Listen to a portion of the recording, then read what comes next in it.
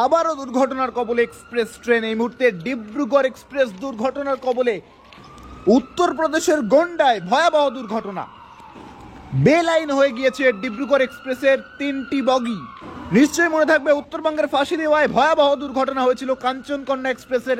এরপরেই আবারও দুর্ঘটনার খবর আসছে। এবার ডিব্রুগড় এক্সপ্রেস দুর্ঘটনার কবলে বেলাইন হয়ে গিয়েছে।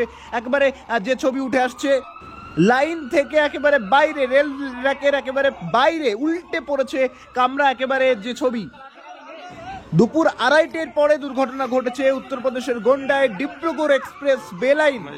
দুর্ঘটনার অভিঘাত একেবারে ছবিতেই স্পষ্ট। দেখুন, 15904 ডাউন চণ্ডীগড় ডিব্রুগড় এক্সপ্রেস বেলাইন হয়েছে। 12টি কামরা একেবারে উল্টে পড়েছে যে ছবি, বেলাইন হয়ে গিয়েছে এবং পাশের একেবারে রেল ট্র্যাকের পাশে গিয়ে একেবারে উল্টে পড়েছে কামরাগুলি। দুর্ঘটনায় মৃত্যুর আশঙ্কা রয়েছে। দুজনের মৃত্যু হয়েছে বলেও খবর, কিন্তু এখনো স্পষ্ট করা হয়নি রেলের তরফ থেকে।